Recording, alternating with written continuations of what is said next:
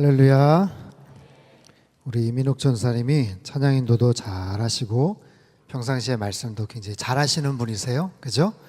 네, 여기 나오면 처음에 약간 긴장하고 또 떨리고, 네, 우리 더 잘 하실 거예요, 아마. 우리 박수 한번 보내주실까요? 이민옥 전사님, 화이팅!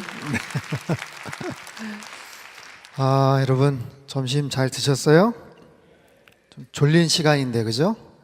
네. 피곤하면 자도 됩니다. 네. 편안하게 세상의 빛으로 여러분 다 사실 수 있기를 바랍니다. 세상의 빛이 된다는 것은 내 자신을 드러내야 돼요. 세상의 빛이 되라는 것은 하나님의 명령이고 또 우리가 평생 살아가야 될 그런 모습이에요. 근데 세상의 빛으로 살아가야 되는데 자꾸만 우리 스스로가 어둠 속으로 막 숨어 들어가면 어떻게 빛의 역할을 감당하겠습니까? 우리 안에 있는 때나 여러 가지 찌기들 그리고 얼룩들 이런 것들을 잘 닦아내야 우리 안에 있는 그 빛이 더욱더 드러나게 돼요.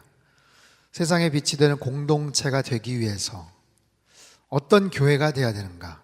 그래서 교회는 어떤 곳인가? 지금 예배 공동체, 말씀 공동체, 오늘은 기도 공동체 대해서 함께 살펴보려고 합니다.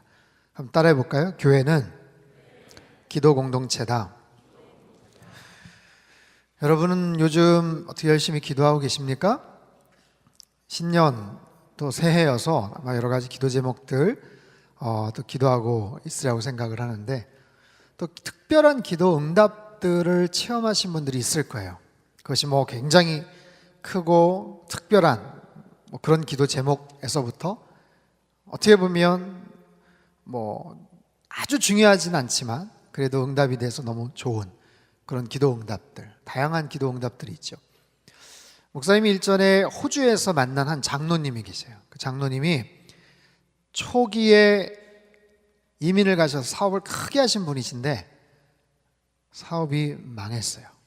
잘못 뭔가를 결정하고 판단해가지고 사업이 그냥 쫄딱 망했어요. 다 정리해보니까 수중에 한 몇백 불 정도밖에 안 남는 거예요.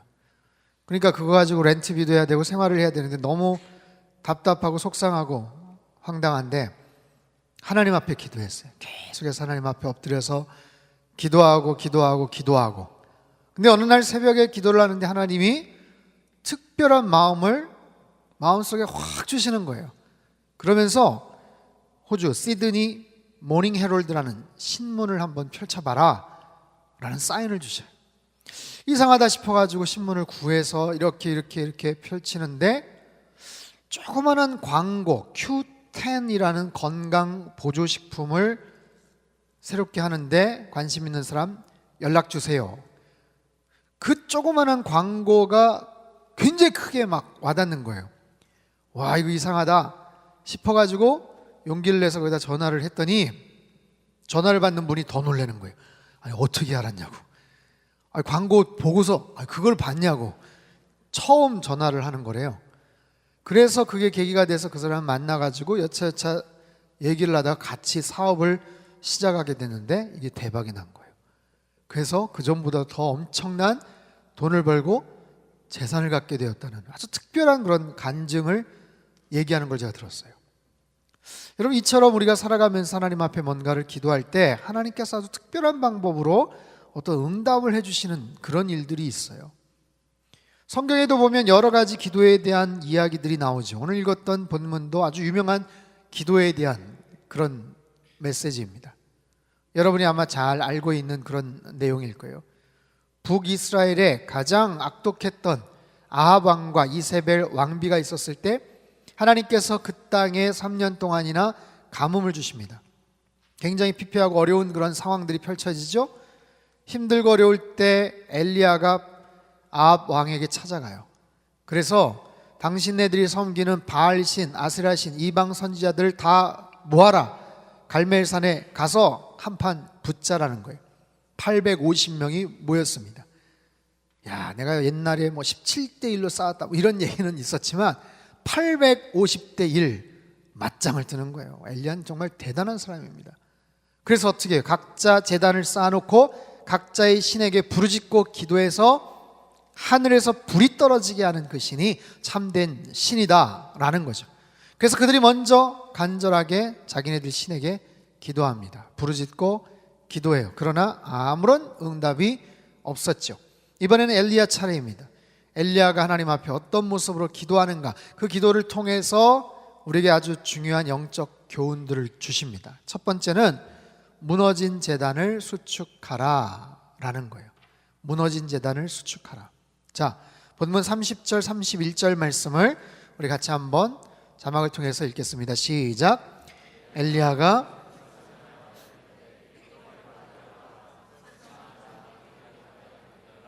그가 무너진 여호와의 제단을 수축하되 야곱의 아들들의 지파의 수요를 따라 엘리야가 돌 12개를 취하니 이 야곱은 옛적에 여호와의 말씀이 임하여 이르시기를 내 이름을 이스라엘이라 하리라 하신 자더라. 자, 엘리야가 먼저 하나님 앞에 기도하기 전에 무너진 여호와의 제단을 수축했다, 고쳤다. 여기서의 히브리어 예라체라는 단어는 없는 것을 새롭게 만든 게 아니에요. 있었지만 망가지고 무너져 버린 것을 다시 새롭게 재건했다라는 거예요.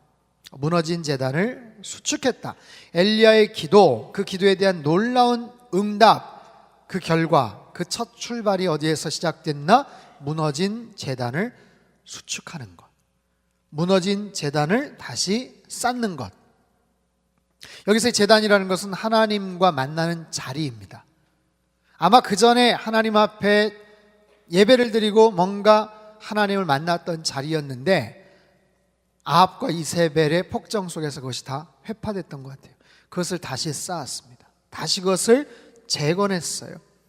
그것은 예배의 자리였고 기도의 자리였죠. 무엇을 할 수 있는가?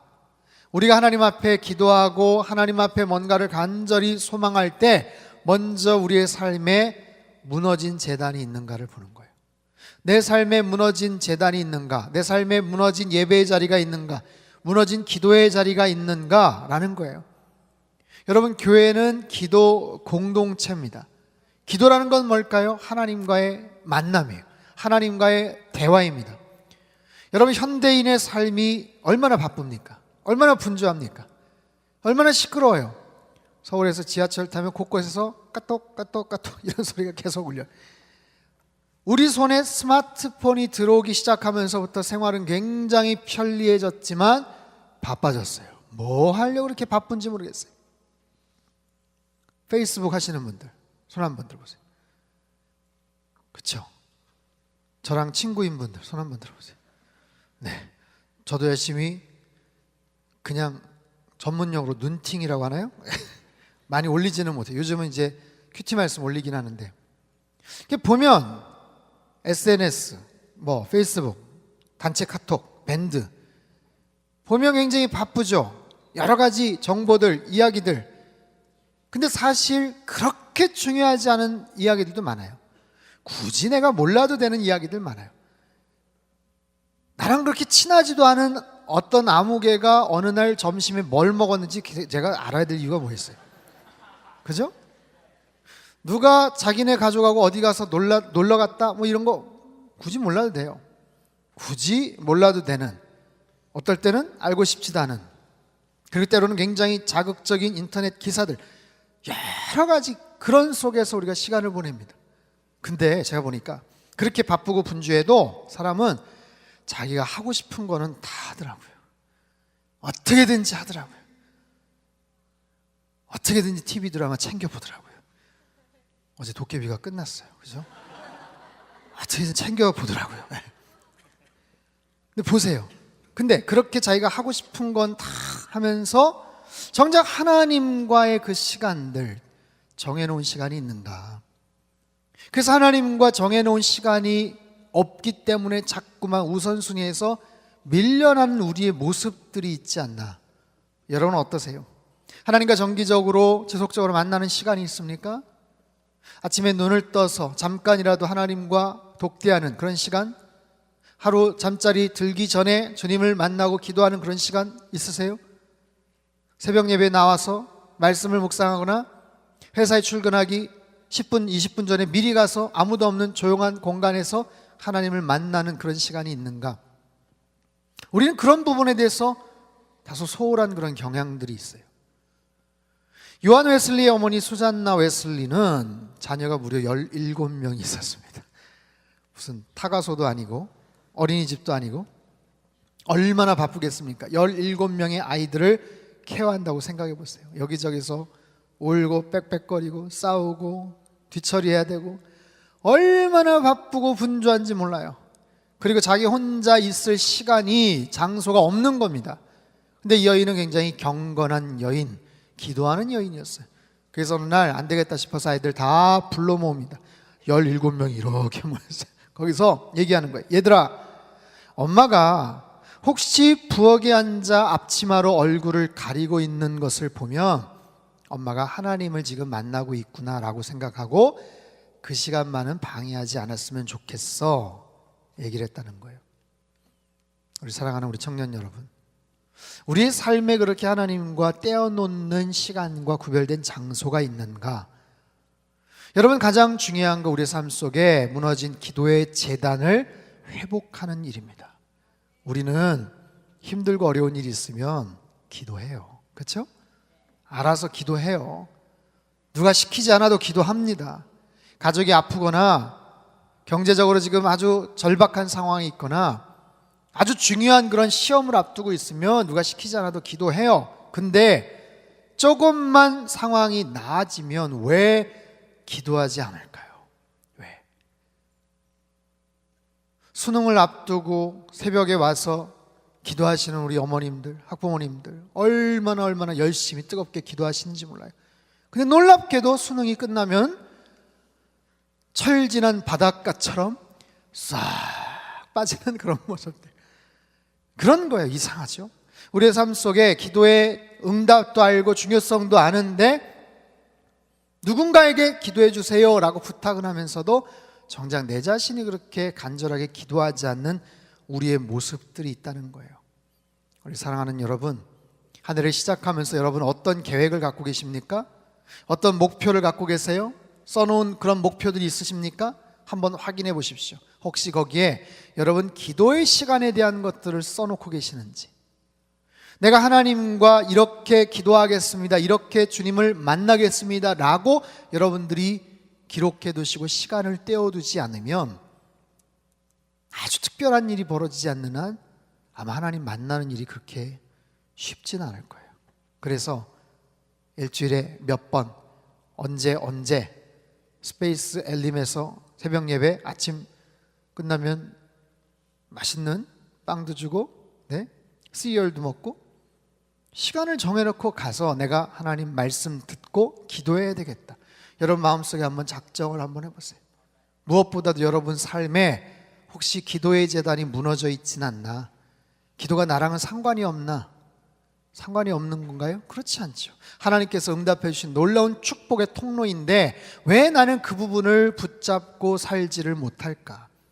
하나님께서 놀라운 모습으로 하나님께서 우리에게 주시는 특별한 채널이거든요.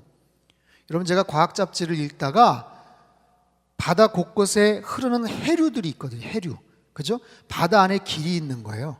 그 특별한 그 해류, 그 파인딩 니모에도 보면 그 해류 같은 거 나오죠. 남극 쪽에 있는 특별한 그 해류는 1초에 1억 톤의 물이 그 속으로 쏟아져 들어가요.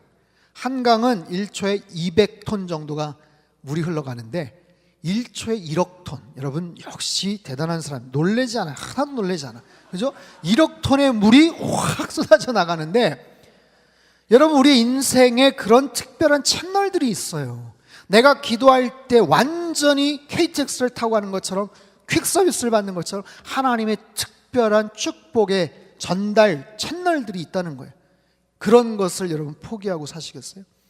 바라기는 여러분의 삶에 무너진 기도의 재단을 여러분 다시 쌓는 은혜가 있기를 바랍니다. 그것이 가장 중요한 첫 번째 교훈이에요. 두 번째는 물을 부으라라는 거예요. 물을 부으십시오. 자, 33절 35절까지 우리 같이 한번 읽겠습니다. 시작.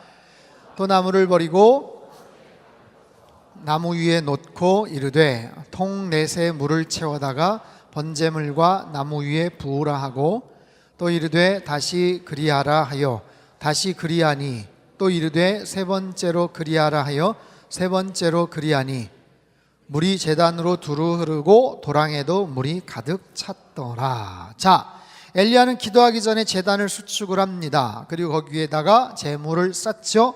그리고 거기다 물을 부어요. 4개의 항아리로 3번, 모두 12번에 걸쳐서 물을 길어다가 흥건하게 붓습니다.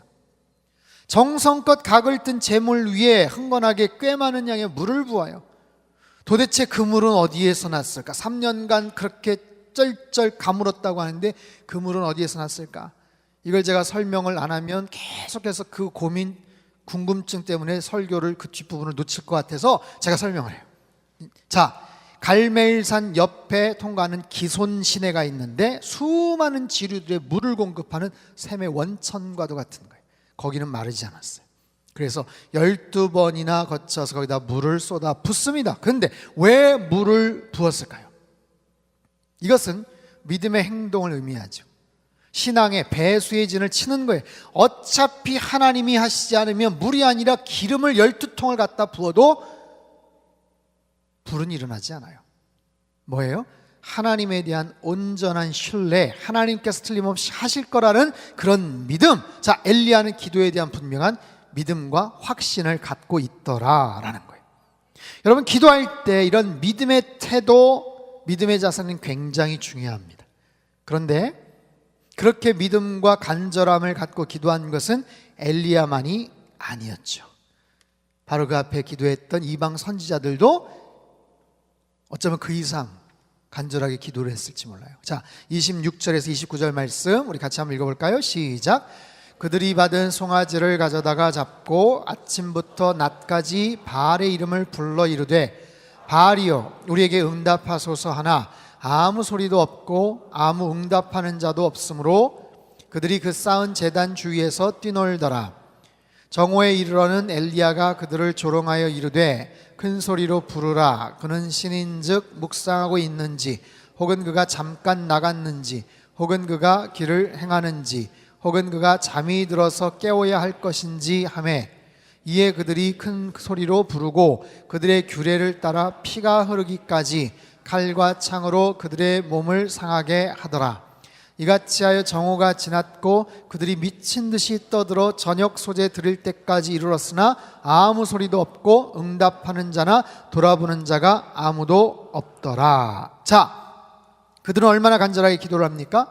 아침부터 점심, 아니요 점심부터 저녁 때까지 간절하게 기도합니다. 엘리야 그 모습을 보고 조롱하는 거예요. 야, 좀 더 열심히 한번 기도해보지 그래? 니들 신들이 지금 잠자고 있는지 산책 갔는지 아니면 딴짓하고 있는지 모르니까 더 큰 소리를 한번 해봐. 그러니까 이들이 약이 올라가지고 막 부르짖다가 막 칼을 가지고 자기네 몸을 막 해야 합니다. 여러분 얼마나 열심히 간절하게 여러분 이들이 기도를 했어요? 그런데 아무런 응답이 있지 않았어요. 왜요? 그렇게 간절한 마음을 가지고 기도를 했지만 응답이 없는 이유는 뭡니까? 그들이 기도했던 그 대상 신은 죽은 신이기 때문에 그래요. 살아있는 신이 아니에요. 죽은 신, 만들어진 신, 거짓된 신이에요. 그래서 기도에 있어서 믿음의 태도도 중요하지만 더 중요한 것은 기도의 대상에 대한 신뢰. 내가 누구에게 기도하는가? 어떤 대상에게 기도하는가? 여러분 보세요. 기도란 기독교만의 전유물이 아니죠. 다른 종교, 다른 신앙에도 기도라는 것은 있어요. 몇 가지 사진을 보여드릴게요. 자, 이것은 기와불사라는 겁니다. 사찰 입구에 저렇게 기와를 10,000원, 20,000원 주고 팔아요. 그리고 거기다가 정성껏 기도 제목을 쓰면 소원이 이루어지더라 라는 거예요. 기와에다 쓰니까 주택에 관련된 특별히 소원이 이루어질 것이다. 과연 그럴까? 그 다음, 자, 이건 희한한 장면인데 뭐냐 하면, 자, 힌두교도들이 꽃잎 목욕탕에서 지금 파티하고 노는 게 아니라 기우제를 드리는 거예요. 하늘에서 비가 떨어지기를 바라는 나름대로의 자기네들의 의식을 치르고 있습니다. 그 다음, 이것은 돌탑을 쌓아놓고 거기다 정성껏 뭔가를 비는 거죠. 그 다음, 자, 이것은 코브라인데 뱀 위에다가 우유를 붓습니다. 왜? 뱀신을 섬기는 사람들. 그리고 거기다가 우유를 붓고 자신의 가정의 평안과 건강을 간구하는 거예요. 그 다음 이건 뭘까요?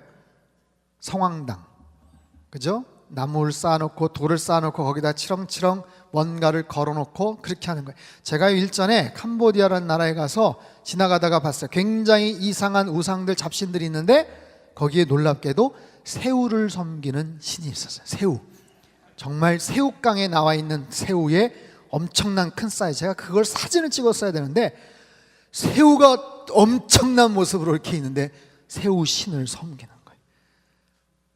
자, 여러분 보십시오. 기도에 있어서 정말 중요한 거, 열심, 믿음, 간절함? 아니요. 자기가 믿는 신에 대한 확신, 그 신이 어떤 존재인가.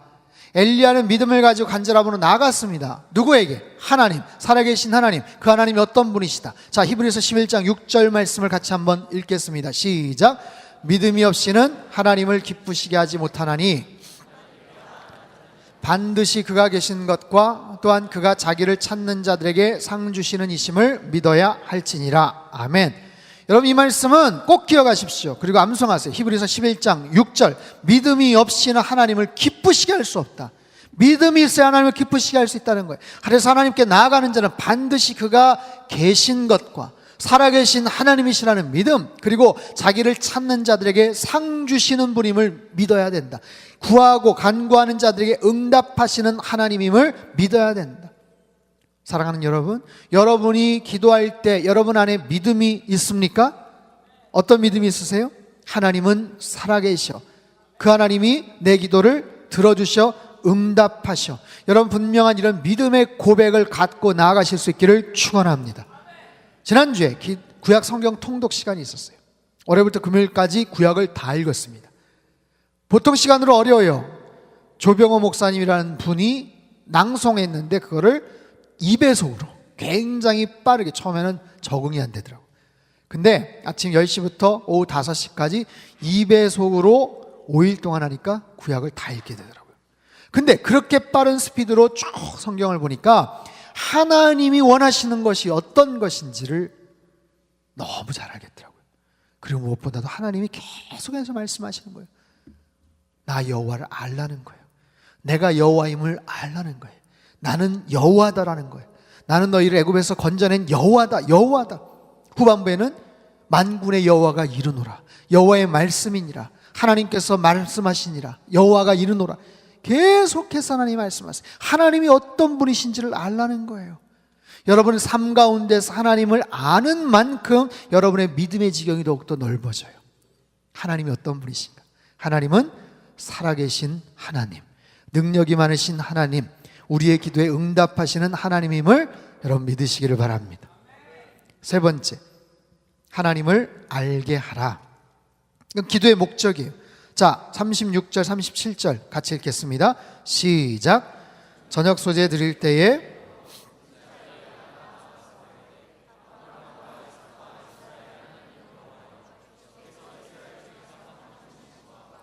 내가 주의 종인 것과 내가 주의 말씀대로 이 모든 일을 행하는 것을 오늘 알게 하옵소서. 여호와여 내게 응답하옵소서. 내게 응답하옵소서. 이 백성에게 주 여호와는 하나님이신 것과 주는 그들의 마음을 되돌이키심을 알게 하옵소서. 아멘. 자, 엘리야는요 기도의 목적을 정확하게 알고 있습니다. 기도의 목적은 뭔가? 그가 지금 기도하는 목적은 뭐예요? 하늘에서 불이 떨어지는 게 1차적인 목적이지만 궁극적인 목적은 뭐예요? 하나님을 알게 하옵소서. 하나님의 하나님됨을 알게 하옵소서. 여러분 이거 굉장히 중요한 기도의 목적입니다. 한번 따라해 볼까요? 기도란 하나님을 하나님으로 아는 것이다. 기도를 통해서 하나님의 하나님됨을 드러내는 거예요. 1차적으로는 여러분의 필요, 여러분의 소망들을 간구하는 거죠. 응답해 주세요. 이거 필요하니까 들어주세요. 그러나 그 기도를 통해서 궁극적으로는 하나님의 하나님 되심을 아는 거예요. 기도를 통해서 하나님의 뜻이 무엇인지를 깨닫는 거고요. 기도가 응답이 되어서 그 주변 사람들, 나와 주변 사람들에게 하나님의 하나님 되심을 깨닫게 해주는 것. 엘리야는 정확하게 그 사실을 알고 기도합니다. 무너진 제단을 수축을 해요. 거기다 물을 부으면서 믿음의 기도를 드려요. 하나님의 하나님 되심을 알게 하여 주옵소서. 그렇게 간절하게 진심으로 하나님 앞에 간구하자 어떤 결과가 나타나는가? 38절 39절 우리 같이 한번 읽겠습니다. 시작. 이에 여호와의 불이 내려서 번제물과 나무와 돌과 흙을 태우고 또 도랑에 물을 핥은지라. 모든 백성이 보고 엎드려 말하되 여호와 그는 하나님이시로다. 여호와 그는 하나님이시로다. 아멘. 놀라운 일들이 벌어졌어요. 하늘에서 불이 내려와 모든 것을 다 태워버렸다는 거예요. 여러분, 구약시대에 보면 하나님께서 임재하실 때, 하나님께서 제사를 연락하실 때, 능력을 나타내실 때 초자연적인 불을 내리시곤 했습니다. 그 모습을 본 사람들이 찬양을 하는 거예요. 하나님이 살아계시구나. 하나님의 하나님, 여호와가 참된 하나님이구나. 그 백성들은 지금까지 잘못된 신을 섬겼잖아요. 우상 앞에 절했잖아요. 거짓 선지자 앞에 속았잖아요. 죽어있는 신, 응답하지 않는 가짜 신에게 사기를 당했잖아요. 속았잖아요. 그 하나님을 온전하게 그들에게 드러내는 것, 하나님의 살아계심을 드러내는 것, 짜릿한 승리죠. 이건 엘리야의 승리이자 하나님의 승리인 줄 믿습니다. 여러분, 오늘 본문은 굉장히 유명한 스토리예요. 여기에서 끝이 나는가? 자, 한 가지 중요한 질문을 제가 던져볼게요.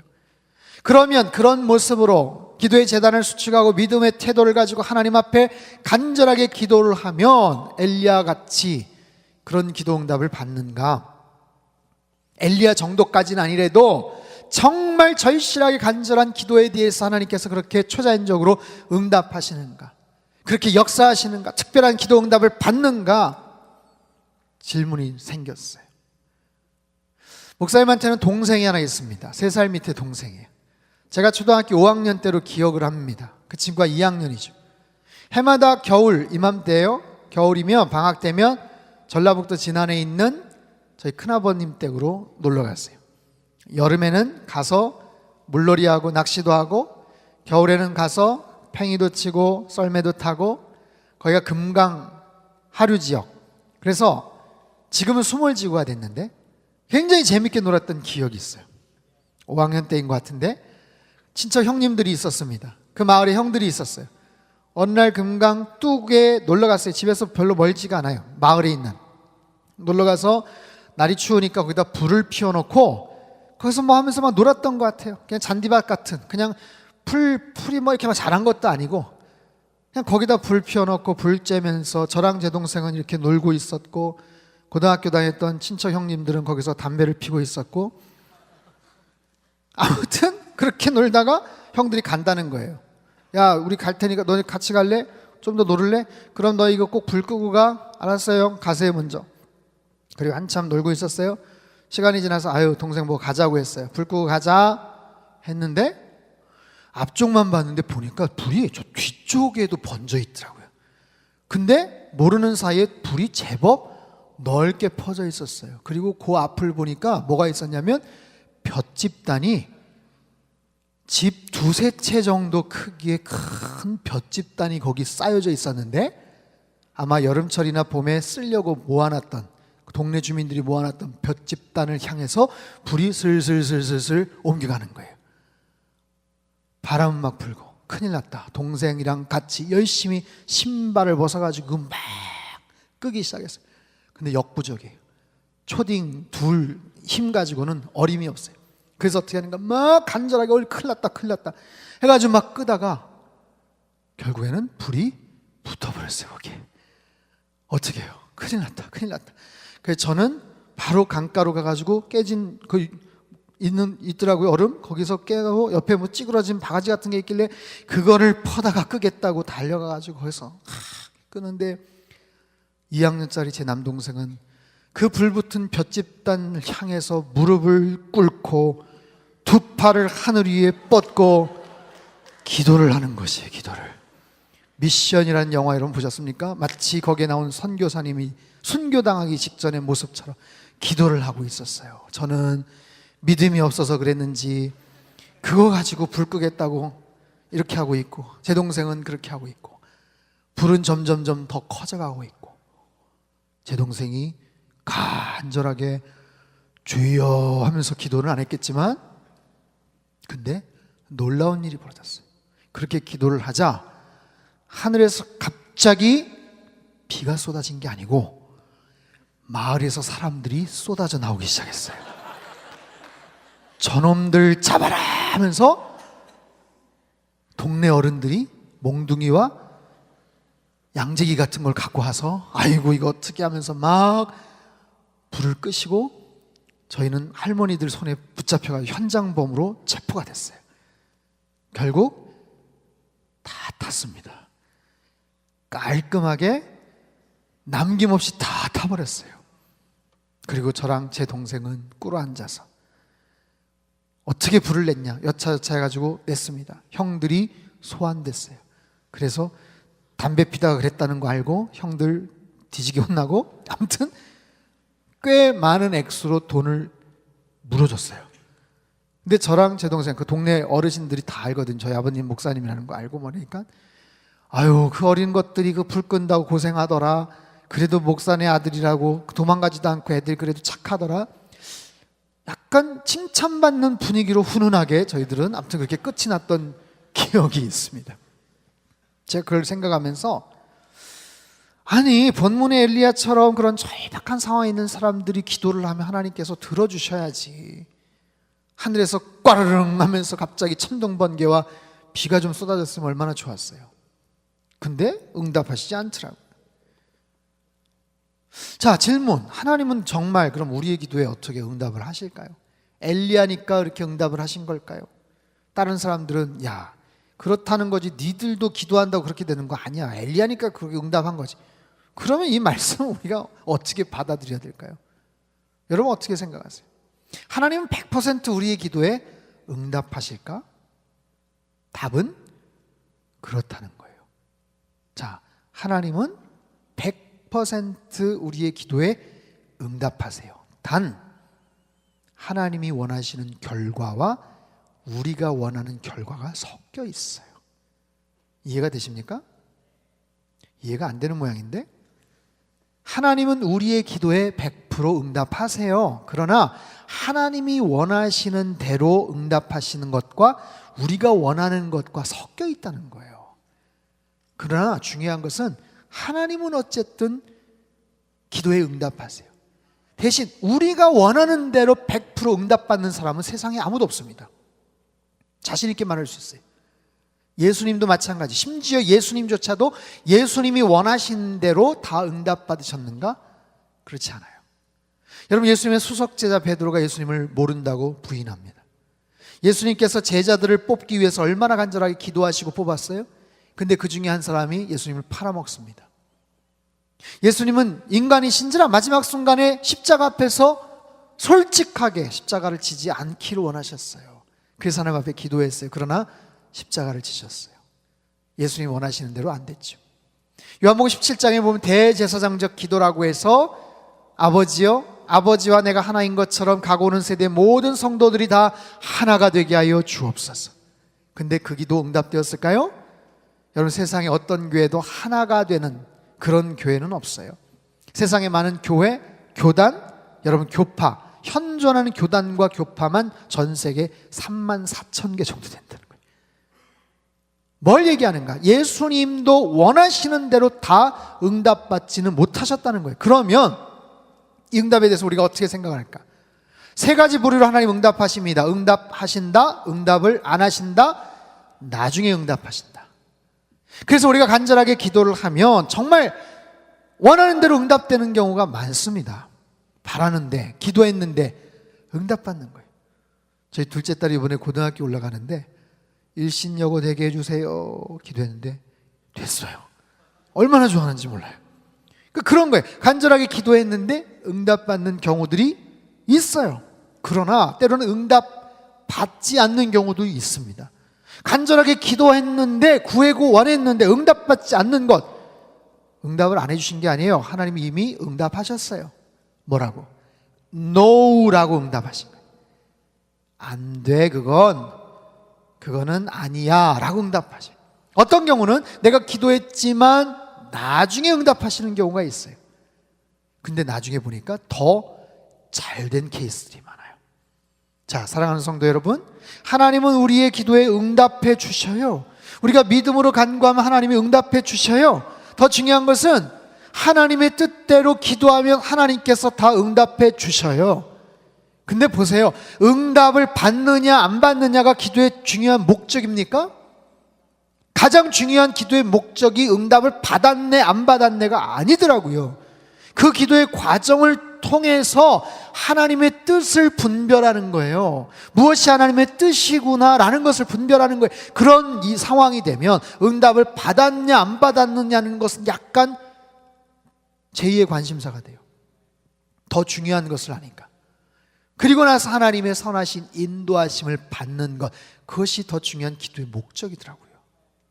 일본에 아주 유명한 신학자였던 우찌무라 간조라는 분이 계셔요. 이분이 쓴 기도문인데 제가 한번 우리 같이 한번 읽어볼까요? 같이 시작. 아버지께서 저희 기도를 다 들어주시는 것은 좋은 일입니다. 그러나 아버지 뜻에 따라 인도되는 것은 더 좋은 일입니다. 저희 스스로가 선악을 결정하게 내버려 두지 마소서. 그것이 병이든 굶주림이든 헐벗음이든 아버지께서 하시는 일은 모두 선임을 알게 하소서. 그런 거예요. 우리의 기도, 우리가 원하는 대로 하나님이 다 응답해 주신다면 좋겠지만,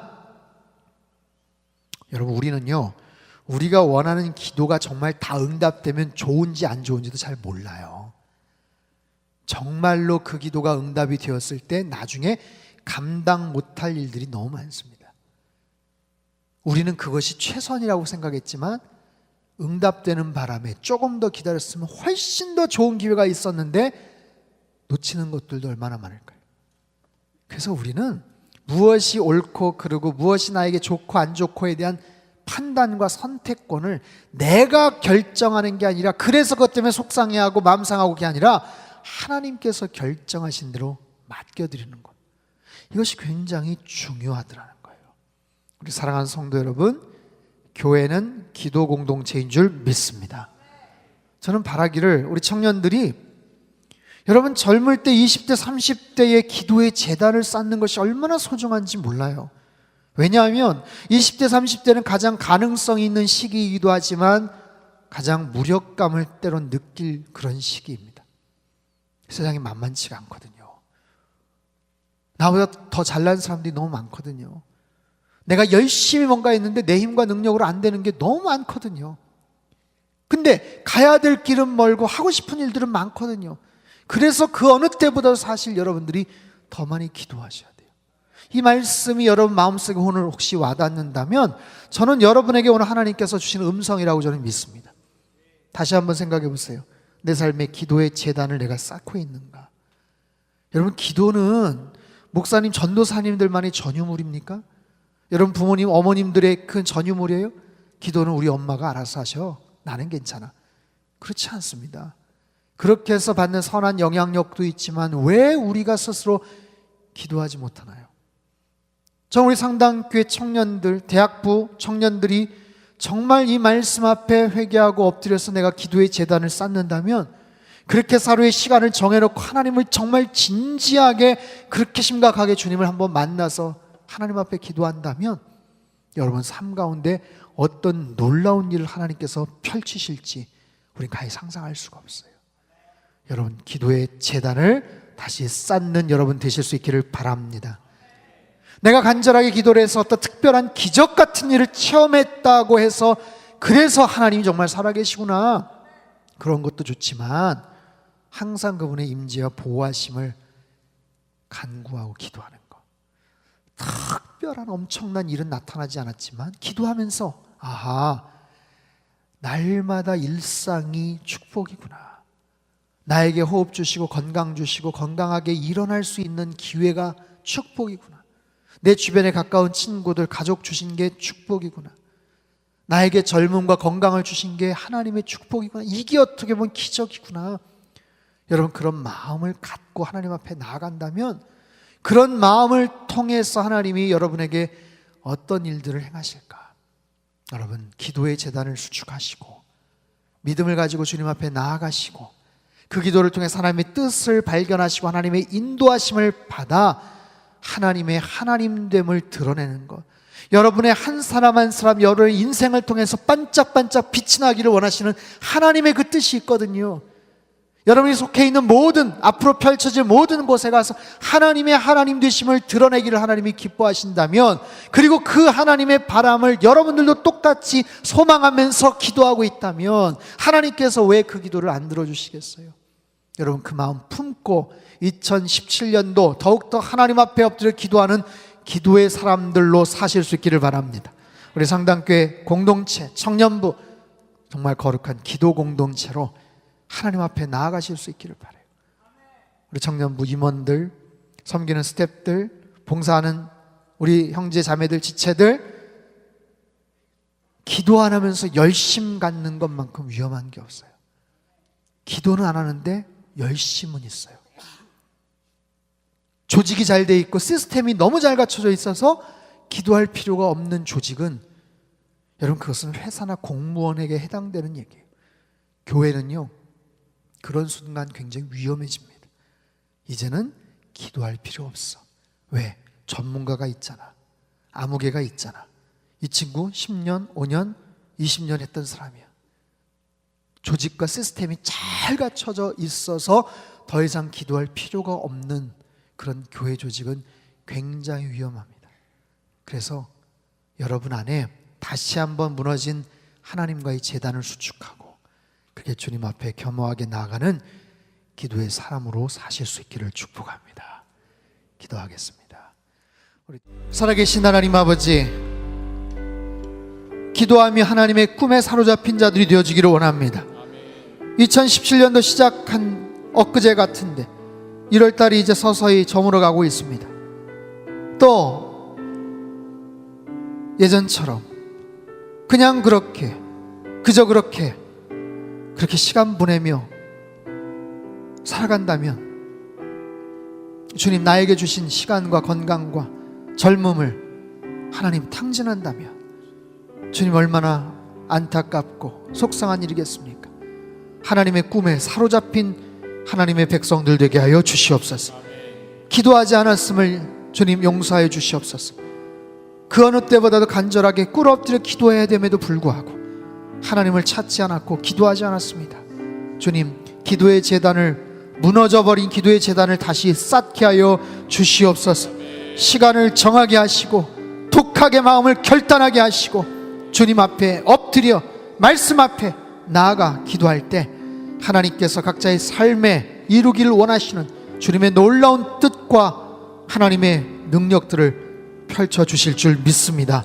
그런 마음을 가지고 주님 앞에 나아가 기도할 때, 그렇게 헌신할 때 2017년도 하나님의 놀라운 역사와 축복이 있는 한 해가 되게 하시고, 그렇게 일평생 살아가며 하나님의 하나님 되심을 드러내는 우리 모든 젊은이들 되게 축복하여 주시옵소서. 존귀하신 예수님의 이름으로 감사하며 기도합나이다. 아멘.